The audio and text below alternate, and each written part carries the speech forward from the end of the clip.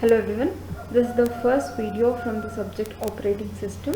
So first we'll see introduction to operating system. Here we'll see what an operating system is. Operating system is a software, we call it as operating system is a program where operating system is responsible for intermediate action between your computer hardware and the application softwares of user needs. So the main goal or main responsibilities of operating system is to make execution of application program or user program easier and to utilize the computer system easily and conveniently, and computer hardwares are efficiently used. So this is the computer system structure where we have four different layers. First layer is the hardware.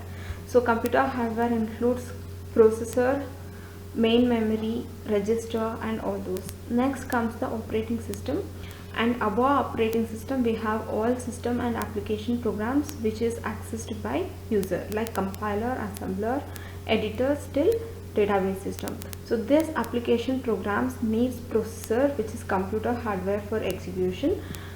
To do that, operating system plays an important role for allocating application programs to processor and giving back its response to the application program. So we call it as operating system is an intermediate between user application programs and computer hardware. Operating system is defined with two patterns. One is resource allocator and control program. So OS is responsible for allocating all the computer hardwares, which are called resources of the computer. So it is responsible for managing the resources and deciding conflicts requests between two or more applications, so the resources allocated without any error. Next one is control program. Since we know that computer is handling multiple programs at a time, controlling the execution of those processor is a responsible of operating system without getting any conflicts or errors. So computer system organization, here we know like computer system is mainly made up of input and output devices, storage devices and processor. To do that, the computer system is organized in particular way. Each and every input output device is controlled by USB controller. Each storage device is controlled by disk controller, and monitor is controlled by graphical adapter. All this shares a single main memory, and this single main memory is shared with one CPU. So we have one CPU and all input output devices including monitor and the storage device, which shares one main memory for execution. Next, common functionalities of interrupt, like common functions of interrupt. Every input output device, if a user needs to execute any instructions in the computer, user can access to input output devices. Each and every input output device will get the access of CPU with the help of interrupt generated. So with the generated interrupt, the interrupt vector will carry the signal to the service routine, and the interrupt which is generated by software or application softwares, we call them as trap or exception.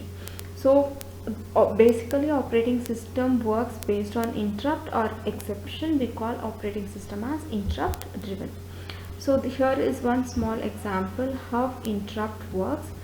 We have CPU and input output devices, where input output devices have two stages, one is ideal and one is transferring, and CPU has two stages, one is user program execution and input output interrupt execution. And this is the timeline based on the time how your input output device and CPU acts. Until users gives the signal, input output device will be in idle phase. If user gives some input to it, or is there any output data to be transferred, based on input output request, transferring input output device will come for transferring stage, where data is transferred. When data is transferred, it will go back to idle stage. waits for CPU to process. Once CPU comes to know there is an interrupt generated by IO devices, then it will halt or pause user process execution, come to input output, interrupt which is generated, processes it, and then goes back to the user program execution. Next is input output structure. Like we all know, input output is a control given to user, which based on which user can access to the computer execution. So based on user interaction with IO devices, CPU waits until there is an interrupt generated. Wait loop continues for memory access also. At most one input output request is outstanding at a time. No simulation input output is used. So after input output starts, a system call for every interrupt generated, system call will be requested from input output interrupt. Device status table is maintained by operating system, where operating system will know based on the ID number which is the input output interrupt is generated, and operating system maintains all these devices based on device status table. Next is storage hierarchy. Storage hierarchy, here with respect to storage hierarchy, there are multiple storage levels in the computer. The bottommost is from magnetic tape to solid state disk. These are the permanent storage or user storage devices where user can store the data, and magnetic tapes, optical disk, hard disk and storage disk are cheaper in price compared to the main memory, cache and register. But main memory, cache and register are permanent storage devices, temporary storage devices, where storage happens only at the time of execution. Whenever there is an instruction to be executed, main memory fetches the data from the bottom storage devices like solid state disk, hard disk, and it will keep the data in memory until the CPU executes the instructions. And cache is a fastest memory compared to main memory, where it is used to improve the speed of the computer, and register is the fastest and finest storage device, but register can only save one instruction at a time. So registers are used to save the next instruction which has to be executed. Cache, I already told, it is a faster storage device, and which is very small compared to your RAM. Since it is very small, only important data which is executed multiple times or priority instructions which has to be executed by CPU faster will be stored in it.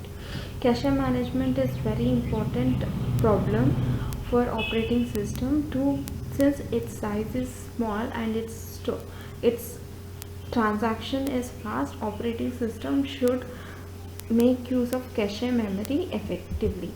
Next one is direct memory access, where whenever the input output device generate an interrupt request is sent to CPU, and once interrupt request is sanctioned, data can be transmitted. In turn, CPU will copy the same data to memory, which is time consuming. Instead of that, this direct memory access will generate only one interrupt for one block of data, so that time is not wasted for each and every bit of data transmitted by input output devices.